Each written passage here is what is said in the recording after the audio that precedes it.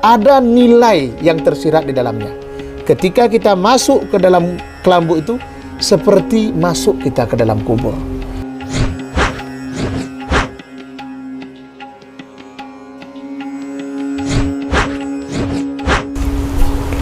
Assalamualaikum warahmatullahi wabarakatuh. Baiklah, hari ini saya berada di kediaman Tuan Guru Ruhul Azam Syekh Sultan Muda Hanaikan Fanai, Mursyid Tarekat Naqsabandiyah di Gunyak, Gayo Luas. Nah, kedatangan saya ke sini ingin berbincang-bincang, tentunya ingin menanyakan hal-hal yang ingin saya ketahui, mungkin ya masyarakat juga ingin ketahui tentang rumah suluk yang ada di pesantren ini. Nah, kita langsung aja dengan dengan Syekh Tuan Guru kita, Pak Pani, jadi Ustadz Pani. Jadi kita mau nanya bagaimana sejarah kok bisa berdiri rumah suluk di sini. Terima kasih Bang Yudi. Jadi ini terima kasih juga atas kunjungannya ke pesantren kita, khususnya ke rumah kami. Mudah-mudahan Allah kasih keberkahan. Amin. Dan kedatangan kemarin mudah-mudahan mata-mata mencari ridho Allah. Dan apa yang kita buat juga nanti yang ditanyakan juga di samping bermanfaat bagi abang dan juga bagi yang mendengarnya. Untuk sejarah pesantren Ruhul Azam ini, yaitu khususnya masalah persulukannya, ini pertama kita dirikan yaitu pada tahun 2008. Sebelumnya Tarekat Naqsabandiyah ini di bawah bimbingan abang dari ayah kami, yaitu wawak kami, Tengku Andi Ampun Sutarodompane di Kutacane, di persulukan Baitul Ayun. Kemudian seiring dengan waktu kita mendirikan persulukan di sini, juga kita tuakan ilmu ke Babu Salam karena kita di bawah cabang Babu Salam, yaitu Langkat Tanjung Pura Medan, di bawah sekarang ini di bawah asuhan Tuan Syekh Ahmad Marzuki Rokan. Sebelumnya kita belajar kepada ayahnya langsung, yaitu Tuan Syekh Tajuddin Al-Mudawar. Itu mungkin sejarah singkat, sehingga pada saat itu kawan-kawan ingin belajar zikir kepada kita dalam rangka mencari ketenangannya, sehingga belajar untuk menyucikan dirinya, pertama di rumah, kemudian berlanjut di tempat yang sekarang kita berada, yaitu di Gunyak, Kampung Persiapan Sentang, Gayo Luas. Sekarang muridnya ada berapa, Pak? Kalau untuk jamaah Tarekat Naqsabandiyah jumlahnya cukup banyak, mungkin lebih daripada 1000 jamaah yang tersebar di berbagai daerah. Ada yang dari Gayo Luas ini sendiri, ada yang dari Kutacane, ada yang dari Kutacane Aceh Tenggara, ada yang dari Aceh Tengah, ada yang dari Aceh Timur yang sekarang lagi ramai di Aceh Timur, itu lebih daripada 500 jamaah yang dari Aceh Timur saja. Kemudian ada yang dari Sumatera Utara, Medan, dan ada dari Jakarta bahkan yang datang kemari hanya untuk mengambil tarekat. Nah, Pak Guru, jadi ini kan mungkin ada masyarakat juga yang kepingin bertarekat. Itu kalau mau masuk ke tarekat ini syaratnya bagaimana? Apa-apa saja yang harus mereka persiapkan? Pertama, ketika kita hendak mengambil tarekat ini, kita harus ikhlas. Semata-mata niat mencari ridho Allah Subhanahu wa Ta'ala, harus ikhlas. Untuk persyaratan tertentu kalau kita ingin masuk tarekat, khususnya di pesantren kita di Gunyak ini, yang pertama kita bawa hati ikhlas, ingin bertaubat kepada Allah, ingin mencari menyucikan diri kita, itu syarat utama. Kemudian jika kita hendak mengambil tarekat ini, kalau bisa kita memilih mursyid yang betul-betul mursyid, artinya yang ada izin daripada gurunya, yang ilmunya secara sanad sampai kepada Rasulullah sallallahu alaihi wasallam, itu mursyid yang kita cari. Kemudian juga keilmuannya jauh dari fitnah, umpamanya jauh yang dari bertentangan dari hal-hal yang bertentangan dengan syariat. Itu kita harus yakin kepada, oh ini guru saya, kita yakin ini. Makanya kadang-kadang kita harus sholat istikharah dalam menentukan mursyid kita, itu sholat istikharah kita. Karena orang yang paling beruntung di dunia ini kan orang yang punya mursyid. Mursyid ini artinya kan petunjuk yang membimbing dia. Ketika tidak punya mursyid, tidak membimbing. Kalau kemarin itu ya, kalau bisa setelah, yang pertama kalau perempuan yang masuk tarekat itu setelah akil balik sudah boleh. Kalau untuk laki-laki? Kalau untuk laki-laki juga setelah akil balik, dia dianjurkan untuk mengambil tarekat umur 14 tahun. Oh, itu bisa? Udah boleh mengambil tarekat. Karena kalau untuk saat ini juga sangat penting kita pahamkan, tarekat ini penting untuk anak-anak muda. Sangat penting. Karena kan seorang pemuda-pemudi itu kan dia cintanya itu lagi bergejolak. Nah, jadi jika tidak diarahkan kepada cinta kepada Allah dengan akhlak tasawuf atau tarekat ini, maka tentu dia akan liar dia. Sibuk dengan urusan mata dia, nafsu dia mau kemana, mau dia lihat indahnya seperti apa. Tapi ketika kita sudah tanamkan tarekat, maka anak muda penting untuk bertarekat supaya hatinya betul-betul kepada Allah Subhanahu wa taala. Jadi Pak Ustadz, tahapan untuk masuk ke dalam suluk, Ya. tadi kan syarat Tarekat. Sekarang tahapannya untuk bisa dia melaksanakan suluk harus dia apa saja tahapan itu? Kalau sebelum orang itu bersuluk, biasanya yang pertama sekali dia sudah bertarekat dulu, sudah mengambil tarekat. Bisa juga ketika dia hendak bersuluk, di situ juga mengambil tarekat. Kemudian ketika dia mengambil tarekat, ketika hendak suluk, orang yang suluk itu yang pertama sekali yang harus itu dia mandi tobat. Tahapannya mandi tobat, dia dari minta ampun kepada Allah atas segala dosa yang pernah dia perbuat, benar-benar minta ampun tulus, mandi tobat, sholat sunat taubat, istighfar, zikir, dia jalankan. Itu proses sebelum suluk. Nah, ketika di dalam suluk itu sendiri pun, tahapan itu harus dia jaga. Dia harus ikhlas menyerahkan dirinya di bawah bimbingan mursyid. Nah, itu kalau suluk. Nggak boleh dia punya ilmu nih, masing-masing kan orang datang punya ilmu. Ketika dia bermursyid kepada seorang guru, ketika dia bersuluk, itu tahapan awal. Dia ikhlas menyerahkan dirinya kepada mursyid tersebut, kepada guru tersebut. Dia bimbing. Sehingga nanti apa yang dibimbing guru itu akan menyatu dengan dia. Sehingga ikhlas dia.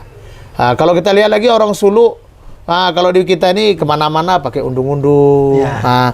Supaya kan, karena kalau orang bersuluk ini kan tahapannya ketika dia bersuluk itu kan, apa yang dia dengar dari luar, apa yang dia lihat, dia fokuskan ke dalam hatinya, hanya mengingat Allah Subhanahu wa taala. Sehingga lahirlah nanti keikhlasan. Kotoran-kotoran yang cinta dunia, yang cinta barang, cinta harta, cinta kerjaan. Kalau muda-muda cinta wanita atau cinta pria, bercita-cita harapan-harapan, semua dibersihkan, disesuaikan dengan harapan yang diridhoi oleh Allah Subhanahu wa taala. Terus yang kedua ya, itu pelaksanaan. Itu pelaksanaan. Itu kalau suluk itu berapa hari yang dilaksanakan biasanya? Kalau di kita ini suluk itu di kita ini ada suluk 10 hari. Ada suluk 20 hari, ada suluk 40 hari. Begitu dia tahapan suluk. Dan kita melaksanakan suluk khususnya di Gunya ini 4 kali dalam setahun. 4 kali dalam setahun. Ya, di bulan Maulid, di bulan Rajab, di awalnya itu di bulan Ramadan, di bulan Zulhijjah. Kemudian juga kita ada suluk ke cabang di bulan Jumadil Akhir di Lokop Serbajadi. Di situ kita buat setahun sekali. Kemudian juga kita ada suluk bersama, namanya suluk suluk bersama kita ke Babu Salam. Jamaah-jamaah ini ikut ke Besilam. Itu di hari milad Tuan Guru Syekh Abdul Wahab Wali Kutub. Jadi ketika itu kita pergi sama-sama ke sana dalam rangka dekat sama guru. Terus yang kedua, bukan kedua, ini yang sudah beberapa kali kita tanyakan. Dan ini kenapa suluk itu harus di dalam kelambu? Apakah harus atau boleh nggak pakai kelambu? Iya. Yang diajarkan oleh guru kita Tuan Syekh Tajuddin Mudawar, juga dulu guru kita Wawa sendiri, mengajarkan praktek dari kakek juga mempraktekkan menggunakan kelambu. Kelambu itu kan seolah-olah itu adalah kuburan. Bagi Rasulullah SAW itu adalah gua. Gua tempat dia berkhidmat, gua tempat dia duduk bersila, berzikir, duduk dia bertawaruk di hadapan Allah Subhanahu wa taala. Maka kelambu itu kalau dalam kita berjalan masuk ke dalam kelambu, maka kita sudah lihat dalam kesunyian diri kita. Seperti kuburan, begitu hakikatnya. Kenapa orang yang suluk itu kan belajar mati dia. Maka ketika dia masuk kelambu, seperti dia sudah berada di dalam kuburan itu. Di samping kalau secara zahirnya dilihat, untuk apa pakai kelambu? Kalau nggak pakai kelambu bisa nggak? Kalau diadatkan daripada mursyid-mursyid kita sebelumnya, kita tidak mendapatkan persulukan yang namanya suluk tanpa kelambu. Zahirnya aman dari nyamuk, aman dari gangguan sana sini. Tetapi secara perjalanannya ada nilai yang tersirat di dalamnya. Ketika kita masuk ke dalam kelambu itu, seperti masuk kita ke dalam kubur. Maka tidurnya juga kita harus seperti orang mati di dalam. Menghadap kiblat, dengan dibalingkan ke arah kanan. Seperti itu di dalam kelambu. Begitulah perjalanannya supaya orang itu merasa dia itu nggak ada kuasa, dia itu nggak ada apa-apa. Sehingga dengan dia ingat mati setiap saat, perasaan mati setiap saat yang ada pada dirinya itu mudah zikirnya hidup kepada Allah. Berarti tidur miring kanan itu Iya, seperti miring. tidur di dalam kuburan. Kuburan begitu dia. Ya. Oh begitu, Pak Gitu, Ustadz. ya. Jadi Ketika kalau bersuluk. masalah warna kelambu, apa menentukan? Iya, warna kelambu kita tidak ditentukan warna kelambu. Lebih gelap supaya lebih nampak gelap lebih baik. Makanya ada beberapa menggunakan warna putih tapi ditutupnya pakai kain Jawa supaya kesannya gelap di dalam. Ada yang pakai warna hitam langsung. Kalau warna tidak menjadi problem sekali. Adapun beberapa tempat menggunakan warna putih, kita juga pernah melaksanakan warna putih semua. Lebihannya supaya pandangan hati lebih bulat, lebih fokus. Ya. Satu lagi Pak Ustadz, di dalam kelambu itu waktu tertentu, waktu-waktu saja, apa saja yang berzikir di dalam kelambu? Begini, di dalam suluk, khususnya kita di Gunya ini, ada namanya tawazuh. Nah, waktu tawazuh kita laksanakan 4 kali dalam 1 hari 1 malam. Selepas solat isya, selepas solat subuh, selepas solat zuhur, selepas solat asar. 4 kali. Ada istilahnya tawazuh, ada namanya khatam. Di luar itu, maka seorang murid dianjurkan tetap berada di dalam kelambu. Mengurangi berbicara, mengurangi berkata-kata, mengurangi berbuat yang sia-sia. Supaya rasa zikir itu bisa dia dapatkan. Nah, tidak tercampur dengan keinginan-keinginan, dengan cerita-cerita di luar daripada kelambu tersebut. Berarti sepenuhnya berada dalam kelambu, kecuali di waktu sholat, waktu tawajuh. Jadi apa-apa saja yang membatalkan suluk? Suluk, iya. Jadi suluk ini ketika suluk, yang pertama mungkin ketika kita katakan apa yang membatalkan suluk? Seorang murid tidak mengaku murid gurunya.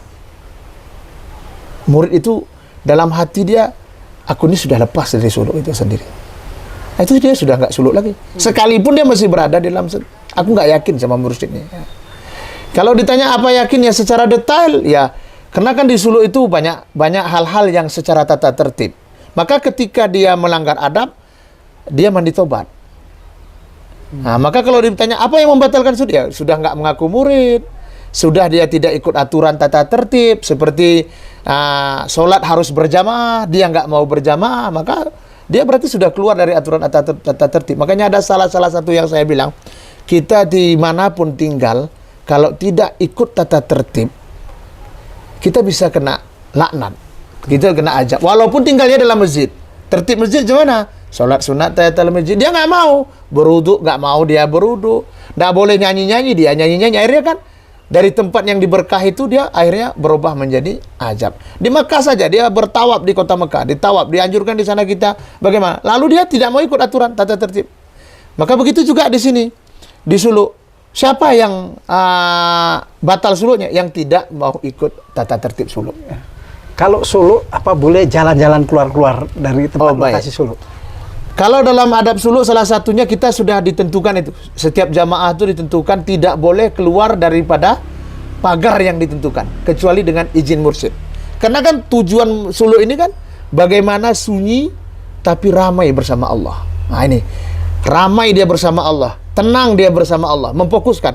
Selama hidup di dunia ini kan kita sudah selalu sibuk dengan dunia, sibuk dengan teman, sibuk dengan harta, sibuk dengan kerjaan. Ketika suluk, kita hanya fokus kepada satu kesibukan, sibuk mendekatkan diri kepada Allah. Maka nggak diizinkan orang yang suluk keluar, nggak diizinkan. Siapa yang diizinkan? Yang diizinkan mursyid, yang disuruh mursyid, itu boleh. Yang ini masih yang terakhir. Oh ya. Tentang apa? Makan minum orang suluk itu apa yang dibolehkan dan apa yang tidak dibolehkan? Ya. Kita di pesantren Ruhul Adzam, Rumah Suluk Ruhul Adzam ini, kita memiliki aturan tidak boleh makan yang berdarah, tidak boleh makan yang seperti yang bernyawa-nyawa lah kata, walaupun semuanya kan bernyawa pada hakikatnya. Tapi contohnya seperti daging ayam, telur, itu yang seperti itu kita tidak boleh memakannya. Karena ditakut apa sebabnya harus? Kok nggak boleh Ustadz? Takut merangsang hawa nafsunya, sehingga lebih lembut dia ketika dia nanti makan makanan yang ya istilahnya yang sesuatu yang tidak bernyawa, maka lembut hatinya, lebih mudah dia untuk merasakan zikir itu dekat dengan Allah. Tapi tidak, apakah semua seperti itu? Tidak juga. Ada orang tertentu dengan petunjuk mursyid, itu makanya suluk dia harus pakai mursyid. Yang nanti diizinkan sudah makan daging, mungkin dengan izin mursyid, karena mungkin secara pelajaran dia sudah selesai. Jadi tidak betul kata orang, Tengku, saya nggak mau suluk. Kenapa nggak mau suluk? Nanti nggak bisa makan yang berdarah. Nggak boleh makan berdarah. Itu waktu suluk aja. Setelah suluk boleh. Nah, setelah suluk boleh gitu. Ya, tergantung. Kita bukan mengharamkan yang dihalalkan Allah, tapi hanya membatasi dalam proses latihan supaya sampai kepada yang dimaksud. Oke, baiklah saudara semua, bro-bro. Jadi bagi Anda yang ingin suluk, itu adalah syarat-syarat suluk tadi di tempat rumah suluk Ruhul Azam di Gunyak, tempat Syekh Sultan Muda Hanai Pane.